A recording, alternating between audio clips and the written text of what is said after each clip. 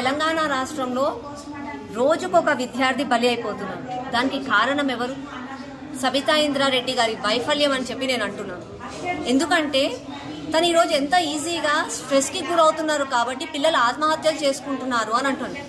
అమ్మ, చదువురాని తల్లి, చదువులేని విద్యాశాఖ మంత్రి నువ్వు ఉండి లాభమేంది? మళ్ళీ మాకు పిల్లలకి చదువులో స్ట్రెస్ అవుతుంది కాబట్టి ఆత్మహత్య చేసుకుంటున్నారు అని ఎంత ఈజీగా చెప్పారు మీరు. అది కాకుండా మళ్ళీ మీరు ఏమి చేస్తున్నారు? పిల్లలకి చదువు విషయంలో అవును కాంపిటేటివ్ వరల్డ్ కాబట్టి స్ట్రెస్ ఉంటుంది, యాంగ్జైటీ ఉంటుంది, డిప్రెషన్లలో పిల్లలు ఉంటారు. మళ్ళీ నువ్వేమి చేస్తున్నావు విద్యాశాఖ మంత్రిగా ఉండి? నువ్వెందుకు ప్రాపర్గా ట్రైనింగ్ ఇవ్వలేకపోతున్నారు? మీరు అక్కడ ఉన్న టీచర్స్కి ట్రైనింగ్ ఇచ్చి వాళ్ళకి ఆ ప్రాబ్లమ్స్ ఉన్నాయి, వాళ్ళకు ఒక కౌన్సిలర్ని ఎందుకు పెట్టలేకపోతున్నారు?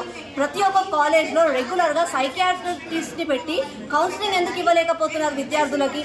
దాంతోపాటుగా వాళ్ళకి అంత స్ట్రెస్ ఉందని చెప్పి పదే పదే చెప్తున్న సబితమ్మ, మీరు ఎందుకు కాలేజ్లకి లైసెన్స్ ఇచ్చేటప్పుడు ఆ కాలేజ్లో గ్రౌండ్ ఉందా లేదా, ఆ కాలేజ్లో పిల్లలకి ఒకవేళ స్ట్రెస్ అయితే వాళ్ళకి స్ట్రెస్ రిలీఫ్ కోసం అని చెప్పి పిల్లలు పోయి ఏమైనా ఆడుకోవడానికి, వాళ్ళు అట్లీస్ట్ కూర్చోవడానికి వాళ్ళకి ఏదైనా ప్లేసెస్ ఉన్నాయా లేదా, అలాంటి వాటికే మీరు ఎందుకు క్యాంపస్లకి మీరు లైసెన్స్ ఇవ్వట్లేదు?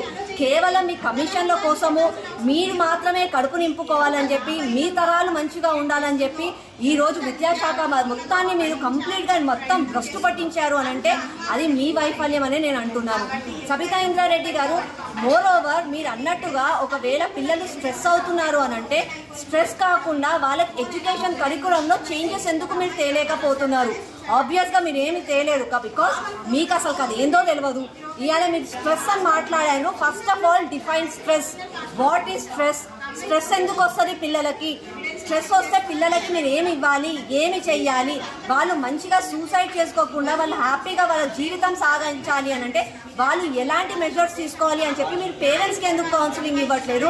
టీచర్స్కి ఎందుకు కౌన్సిలింగ్ ఇవ్వట్లేదు? పిల్లలకి ఎందుకు కౌన్సిలింగ్ ఇవ్వట్లేదు?